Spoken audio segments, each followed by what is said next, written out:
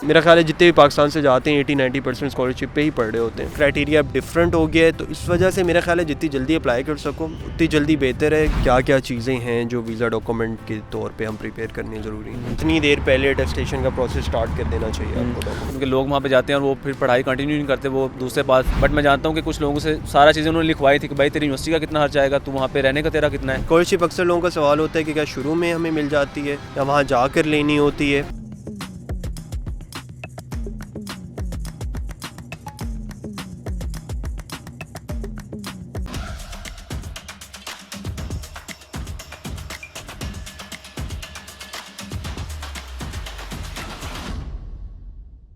अस्सलाम welcome to the MR podcast. मेरे साथ है हसन। इनका पहला पॉडकास्ट आपने सुना होगा, अगर नहीं सुना तो लाजमी सुनिएगा। उसमें हमने क्या डिस्कस किया था, मेनली कि आप इटली से जर्मनी क्यों मूव किए, उसके प्रोज एंड कॉन्स हमने डिस्कस किए थे कि क्या क्या हैं और क्या सोच कर लोग इटली से जर्मनी की तरफ आना चाहते हैं, या हसन क्या सोच के आए थे। फिर ये वाला जो सीन है हम डिस्कस करने लगे हैं स्कॉलरशिप्स का। इटली एक मेरे ख्याल में बड़ा एक ना आइडियल सिनेरियो है वहाँ पे एजुकेशन का, क्योंकि स्पेशली जब आपके पास फाइनेंसेस नहीं होते तो ब्लॉक अकाउंट अफोर्ड नहीं कर सकते, क्योंकि अक्सर यूरोपियन कंट्रीज़ में जैसा जर्मनी भी उनमें एक है, आपको ब्लॉक्ड अकाउंट शो करना पड़ता है। कुछ इनिशियल अमाउंट होती है जो दिखानी पड़ती है। जर्मनी की अब बढ़ती जा रही है, 20 लाख 22 लाख तक पहुंच गई है। यूरो का रेट भी आप देख रहे हैं कहाँ जा रहा है, आस्ता आस्ता बढ़ते ही जा रहा है। तो उस हवाले से अक्सर लोगों को फाइनेंशियल इशूज़ बहुत ज़्यादा आते हैं कि हम ब्लॉक्ड अकाउंट अफोर्ड नहीं कर सकते। हमें कुछ यूरोप के और ऑप्शन बताएं जो अफोर्डेबल हो, जहाँ पे इतना महंगा सीन ना हो। तो इटली उस हवाले से बड़ा अच्छा है कि आप स्कॉलरशिप पे अक्सर लोग वहाँ पे पढ़ते हैं। मेरा ख्याल है जितने भी पाकिस्तान से जाते हैं 80-90% स्कॉलरशिप पे ही पढ़ रहे होते हैं। और वो स्कॉलरशिप कैसे मिलेगी, और अगर आपका एडमिशन लेटर आ गया है पाकिस्तान से तो वीज़ा अप्लाई करने का क्या प्रोसीजर है, किन किन डेट्स को अप्लाई करना चाहिए, सिचुएशन सारे डिस्कस करेंगे। इट्स ऑल अबाउट वीज़ा कैसे मिलेगा और बाद में आपको स्कॉलरशिप कैसे लगेगी। तो हसन आप अपना एक्सपीरियंस शेयर करें। हसन इटली गए थे 2020 में या 20 में, ठीक है। तब क्या किया था आपने? अच्छा, मेरे पास जब एडमिशन आ गया था उसके बाद ये होता है कि आपके सबसे पहले अपने एडमिशन के लिए अप्लाई करना होता है। जनवरी से लेके आप जुलाई तक एडमिशन आ जाता है। यूनिवर्सिटी पर डिपेंड करता है, 2 इंटेक होते हैं, 3 होते हैं। जब मैंने किया था 2020 में, आप एडमिशन लेने के बाद आपको एम्बेसी जो है वो आपकी अपॉइंटमेंट डेट्स ओपन कर देती हैं 2 मंथ्स के लिए। उसमें आपने जो है ना वो अपॉइंटमेंट लेनी थी। आपने देखना होता है कि मेरे पास अगर डॉक्यूमेंट्स रेडी हैं तो मैं आज अपॉइंटमेंट लूँगा तो मुझे 1 महीने बाद अपॉइंटमेंट आ जाएगी। तो आपने देखना होता है कि मेरे पास डॉक्यूमेंट सारे पूरे हैं। मेरी एनरोलमेंट जो है वो वहाँ से आ चुकी है जर्मन यूनिवर्सिटी से, क्योंकि वो लेके जानी होती है। लास्ट ईयर का था, लास्ट ईयर भी इन्होंने चेंज किया, अब इस साल और इन्होंने चेंजिंग की है। तो हर साल चेंजिंग होती रहती है थोड़ी बहुत, बट मैं अपना एक्सपीरियंस बताऊँगा। इस साल मैंने किया था, जब एडमिशन लेने के बाद आप जो है वो एम्बेसी की अपॉइंटमेंट का वेट करते हो। बट अभी एडमिशन लेने के बाद आपकी एनरोलमेंट जो समरी होती है, वो की जो यूनिवर्सिटी होती है इटालियन वाली एनरोलमेंट देती है, और वो एम्बेसी आपको उस हिसाब से फिर अपॉइंटमेंट देती है। पहले होता था कि हमने अपॉइंटमेंट खुद सेलेक्ट कर सकते थे, बट अब ये होता है कि अगर आपकी एनरोलमेंट समरी जल्दी आ गई है, आपकी अपॉइंटमेंट जल्दी आ जाएगी। अगर लेट है तो फिर आपको डिले के साथ अपॉइंटमेंट आएगी। तो ये होता है कि आपने पहले अप्लाई किया, यूनिवर्सिटी ने एडमिशन आपको ऑफर कर दी है। जब ऑफर हो गया एडमिशन, अब आपका कुछ काम नहीं है, आपने कोई अपॉइंटमेंट अप्लाई नहीं करनी। जिस तरह जर्मनी में ना आपका एडमिशन लेटर आता है या एनरोलमेंट लेटर आता है, तब आप अपॉइंटमेंट खुद से अप्लाई करते हो। बट इटली में ये सीन है कि आपका जब एडमिशन लेटर आ गया, आगे उस इटालियन यूनिवर्सिटी का काम है कि वो आपके डॉक्यूमेंट ये फॉरवर्ड करती है, या आपका एनरोलमेंट लेटर जो है वो फॉरवर्ड करती है यूनिवर्सिटी एम्बेसी को, और फिर एम्बेसी आपको अपॉइंटमेंट के लिए बुलाती है। ये थोड़ा सा क्राइटेरिया अब डिफरेंट हो गया है, तो इस वजह से मेरा ख्याल है जितनी जल्दी अप्लाई कर सको उतनी जल्दी बेहतर है। अगर लेट करोगे तो आपका सारा हो सकता है सेमेस्टर भी आपको डेफर करवाना पड़ जाए, या फिर अगले साल पे काम चले। एक और चीज़ है, अगर आपकी एनरोलमेंट काफ़ी लेट हो गई है, तो मैं जानता हूँ ऐसे लड़कों को जिनके पास एडमिशन था, अपॉइंटमेंट का वेट करते रह गए, उनका साल वेस्ट हो गया था, तो उनकी अपॉइंटमेंट ही नहीं आती होती। ये पिछले साल मेरी दफ़ा भी था, अभी इस साल भी यही चल रहा है। और कुछ लोगों को अपॉइंटमेंट्स नहीं मिलेंगी, वो साल ज़ाया करेंगे, दोबारा फिर अप्लाई करेंगे नए सिरे से। तो बेहतर है कि आप इटली को अगर कंसीडर कर रहे हो तो आप जल्दी से एडमिशन ले लो, ताकि आपका जल्दी से सारा प्रोसीजर हो जाए। और क्योंकि बहुत ज़्यादा लोग अप्लाई करे होते हैं तो उनके पास वीज़ाज इतने होते नहीं है। पहले जिनको वीज़ा मिल जाते हैं ठीक है, बाकी उनकी फिर अपॉइंटमेंट्स ही नहीं आ रही होती। वीज़ा के लिए क्या सिनेरियो है, क्या क्या चीज़ें हैं जो वीज़ा डॉक्यूमेंट के तौर पे हम प्रिपेयर करनी ज़रूरी है? सबसे पहले तो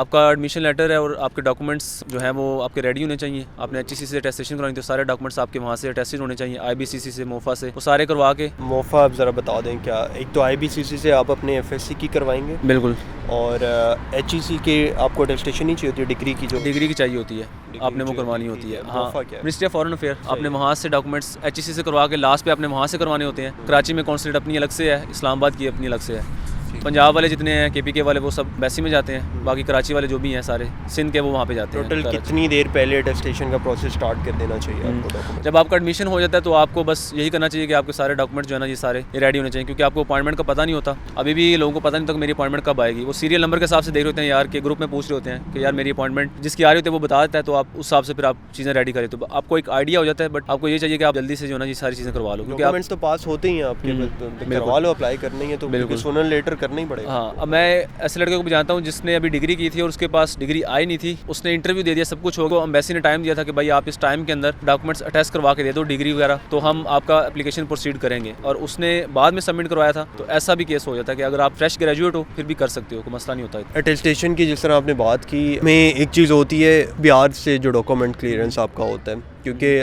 एक तो चलो एजुकेशनल डॉक्यूमेंट हमने अटैच करा दिए, सब कुछ कर लिया। एक चीज़ बड़ा लोग कहते हैं कि फाइनेंसेस में वो क्या देखना चाहते हैं, फाइनेंशियल बैंक स्टेटमेंट कितने पैसों की होनी चाहिए। ठीक है, ब्लॉक्ड अकाउंट नहीं है, लेकिन जो स्पॉन्सर आपको कर रहे हैं उनका अकाउंट में कितने पैसे होने चाहिए, प्लस आपको कोई टैक्स क्लियरेंस का सर्टिफिकेट, कुछ इस टाइप के डॉक्यूमेंट्स चाहिए होते हैं। इटली का वीज़ा रेशो जो है वो हिसाब से अच्छी नहीं है, क्योंकि एक तो थोड़ा सा इमेज भी ख़राब है, क्योंकि लोग वहाँ पे जाते हैं और वो फिर पढ़ाई कंटिन्यू नहीं करते, वो दूसरे पास ले लेते हैं कि यार हम स्टडी वीज़ा को जॉब में कन्वर्ट कर लें, इस तरह का सीन कर लें, तो वो थोड़ा सा उनके माइंड में डाउट होता है कि ये बंदा वाकई ही पढ़ने जा रहा है या फिर ये वहाँ जाके कुछ और काम करेगा। इस वजह से जो है वो काफ़ी स्ट्रिक्ट होते हैं इंटरव्यू जब ले रहे होते हैं। जर्मनी का इतना यहाँ से मसला नहीं होता, वो आपको वीज़ा दे देते होते हैं। बट इटली का एक तो ये है कि आपका जो स्पॉन्सर है उसके ऊपर वो सारी चीज़ें चेक करते हैं आपकी। आपने स्पॉन्सर की जो है वो बैंक स्टेटमेंट जो है वो 18 लाख तक मेरे हाथ से थी मिनिमम जो है ना आप शो करनी था, क्योंकि आपने एक साल का पूरा एक्सपेंसिस बताना होता है। वो आपसे पूछ रहे होते हैं बाकायदा कि भाई आपका रहने का वहाँ पे खर्चा कितना आएगा, लड़कों से जब इंटरव्यू ले रहे होते हैं। मेरे से ऐसा नहीं हुआ था, बट मैं जानता हूँ कि कुछ लोगों से सारा चीज़ें उन्होंने लिखवाई थी कि भाई तेरी यूनिवर्सिटी का कितना खर्चा आएगा, तू वहाँ पे रहने का तेरा कितना है, पर ईयर का मुझे एक्सपेंसिस बताओ। वो ये है कि आपका मैंने जो स्टेटमेंट लगाई थी वो 23 लाख की, तो मिनिमम जो है वो आपने 16 से 18 की लगानी होती है। अभी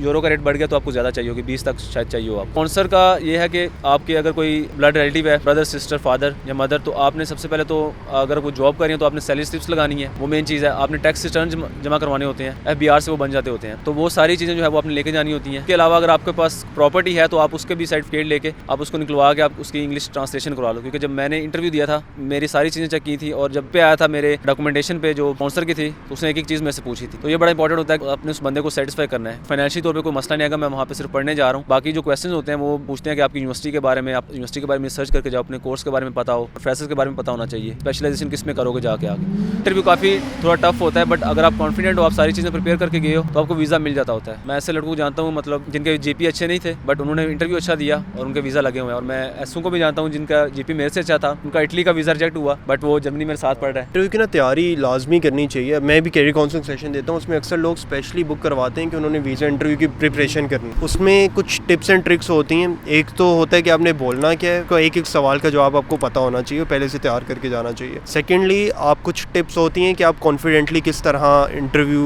दे सकते हो, लाइक आपने आंखों में आंखें डाल के बात करनी होती है, इधर उधर नहीं देख रहे हो ना। दूसरा, थोड़ा नर्वस जो लोग हो जाते हैं ना बड़ा कि यार पता नहीं क्या हो रहा है, वीज़ा इंटरव्यू है, कोई मतलब चोरी तो की नहीं है, जो इंटरोगेशन हो रही है हमारी, ईजी रह के हमने देना होता है। खैर ये चीज़ें बेशक कैरियर काउंसलिंग सेशन बुक करवा लें, उसमें मैं बता दूंगा क्या क्या चीज़ें होती हैं, थोड़ा डिटेल डिस्कशन है ये। खैर ये है कि बी कॉन्फिडेंट, और को ये ही बस शो कराना है उन्हें जो तरह आपका क्या प्लान है, किस तरह रहना है, क्या पढ़ना है। कोर्स के बारे में आपको पता होना चाहिए कि जो कोर्स पढ़ने जा रहे हो उसके क्या सब्जेक्ट्स हैं, कैरिकुलम क्या है, तो ये सारी चीज़ें बड़ी इंपॉर्टेंट है। स्कॉलरशिप अक्सर लोगों का सवाल होता है कि क्या शुरू में हमें मिल जाती है या वहाँ जाकर लेनी होती है, और मिलती है तो कितनी मिलती है, और क्या क्या डॉक्यूमेंट्स हमें चाहिए होते हैं। जब आपका एडमिशन हो जाता है तो आपने उसके बाद एक चीज़ आपने अपने डॉक्यूमेंट्स रेडी करने होते हैं। दूसरा ये है कि आपने देखना है कि आपकी यूनिवर्सिटी का पूरे रीजन का स्कॉलरशिप होता है। जब मैं यूनिवर्सिटी बोलोने में पढ़ा था तो उसका रीजन था एमिलिया रोमानिया रीजन में जितनी यूनिवर्सिटीज आती हैं उन सबको डील करती है एर्गो। इसी तरह बाकी DSU है, वो रीजन टू रीजन वेरी करता है कि अपनी डेडलाइंस होती हैं, आपने वो तय करनी होती है, और आपने ऑनलाइन ही अप्लाई करना होता है। इसमें आपने अपनी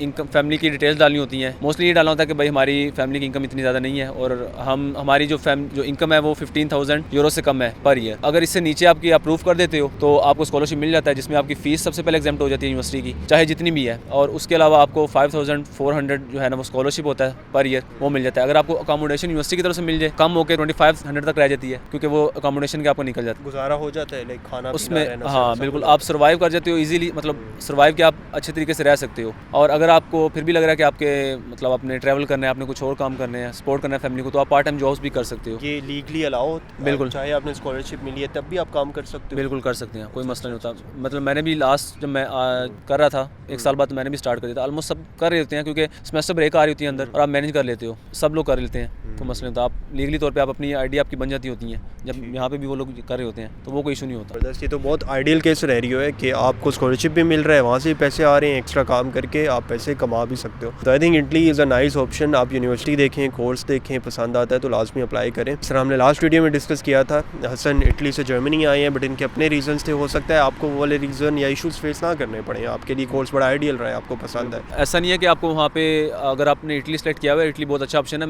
मेरा टोटल एक्सपेंसेस जो आए थे वो 2 लाख से कम आए थे और मैं इटली आ गया था। अगर आप इसको जर्मनी से कंपेयर करो तो अभी आपको 25 लाख के ऑलमोस्ट आपने बैंक स्टेटमेंट करनी है, आपने सारी चीज़ें करते करते आपका इतना एक्सपेंसेस हो जाते हैं। मैं सिर्फ 2 लाख में यहाँ पे इटली में आ गया था और मैंने 1 साल वहाँ पे पढ़ा और मैंने स्कॉलरशिप भी ली, मैंने कोर्सेज भी क्लियर किए थे। और हाँ, स्कॉलरशिप का ये होता है कि काफ़ी सारे स्टूडेंट्स को मसला होता है, कोर्स आपको एडमिशन मिल जाता है इटली में, इतना मसला नहीं होता। जर्मनी में काफ़ी मसले हैं ये वाले, बट आपने देखना होता है यार कि मैं ये कोर्स कर भी पाऊंगा कि नहीं। अगर आपकी फील्ड अपनी है तो फिर तो मसला नहीं है, वरना फिर आप जब आ जाते हो आपको स्कॉलरशिप मिल जाती होती है, आप वो क्रेडिट्स पूरे नहीं करते। आपने 1 साल में 30 क्रेडिट्स करने होते हैं, एक कोर्स होता है वो 6 क्रेडिट्स का होता है, आपने 4-5 कोर्स करने होते हैं लाजमी। अगर आप नहीं करते तो आपको स्कॉलरशिप वापस करनी पड़ जाती है और आप यूनिवर्सिटी भी चेंज नहीं कर सकते। अगर आप यूनिवर्सिटी चेंज करते हो तो फिर आपको स्कॉलरशिप वापस भी करनी पड़ती है और आपको स्कॉलरशिप मिलती भी नहीं अगले साल के लिए। काफ़ी सारे मसले होते हैं स्टूडेंट्स के लिए, तो आप थोड़ी सी इस पर भी रिसर्च करना कि यार मुझे यूनिवर्सिटी ने एडमिशन दे तो दिया है, मैं इसको कैरी कर पाऊंगा कि नहीं। ये हो चुका है काफ़ी लोगों के साथ, तो फिर उनके पास ऑप्शन नहीं बचता। हाँ, जो कि आई थिंक बड़ा गलत रास्ता है, क्योंकि ना सिर्फ अपने लिए वो मुश्किल क्रिएट कर रहे होते हैं बल्कि आगे आने वालों के लिए जिन्होंने आना होता है उसके लिए बड़ा प्रॉब्लम क्रिएट होती है।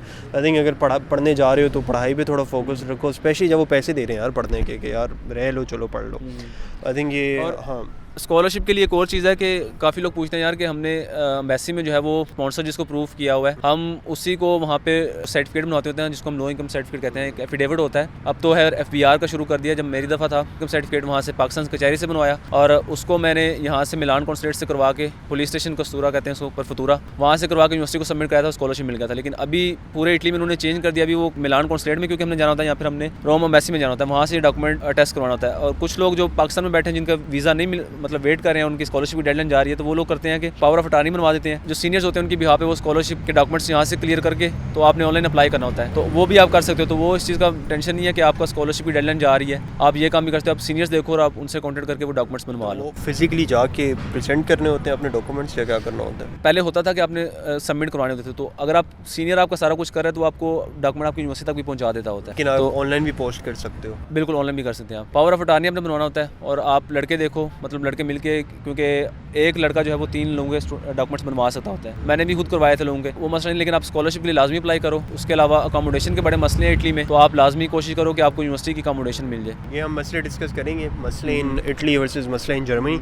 उसके लिए आप इंशाल्लाह नेक्स्ट पॉडकास्ट देखिए। आई थिंक ये वीडियो काफ़ी काम आई होगी। कुछ और टिप स्कॉलरशिप के लिए आपके जो टैक्स रिटर्न वगैरह जो होते हैं कि FBR का डॉक्यूमेंट जो है वो आप स्पॉन्सर एम्बेसी में आप बेशक फादर को रख लो, मदर को रख लो, एम्बेसी में आपने सही तरह से प्रूव करना है कि मैं जो है ना वो मुझे मसला नहीं होगा, मैं पढ़ाई करने जा रहा हूँ वहाँ पे, और आपने सारी चीज़ें वहाँ पे एक्यूरेट और एग्जैक्ट देनी है। लेकिन आप अगर आपने यहाँ पे स्कॉलरशिप के लिए किसी और को आप स्पॉन्सर रख सकते हो, आप बेशक मदर को रख सकते हो, आप उनके टैक्स रिटर्न सबमिट करवा के, क्योंकि उनकी फिर आपने वही टैक्स रिटर्न आपने एम्बेसी में भी सबमिट कराने हैं और वही आपने फिर वहाँ पे करवाओगे तो फिर मसला हो जाएगा। यूनिवर्सिटी को आप बेशक अलग दे दो, ठीक है, क्योंकि ओवरलैप नहीं करने चाहिए। तो उसमें यह कि आप स्पॉन्सर रख लो, ब्रदर को रख लो स्कॉलरशिप के लिए, मदर को रख लो। मैंने ऐसा किया था, तो उसमें होता है कि आप बच जाते हो, फिर आपको स्कॉलरशिप मिल जाती है, आपको उसमें कोई मसला नहीं होता, क्योंकि आपने यहाँ पे लाजमी आप टैक्स रिटर्न सबमिट कराने होते हैं। FBR से डॉक्यूमेंट बनता होता है, वो आप मिलान कॉन्सुलेट जो है ना वो अटेस्ट उसके बगैर नहीं करके देती होती। तो आप यह है कि आप स्पॉन्सर चेंज कर लो। चलो, नहीं, वेरी गुड टिप्स। हसन भाई को थैंक यू बोलिएगा आप लाजमी कमेंट्स में, क्योंकि इतनी अच्छी अच्छी टिप्स आपको मिली हैं, बड़ी जेन्युइन टिप्स हैं और एक्सपीरियंस से ये टिप्स नॉर्मली नहीं मिलती।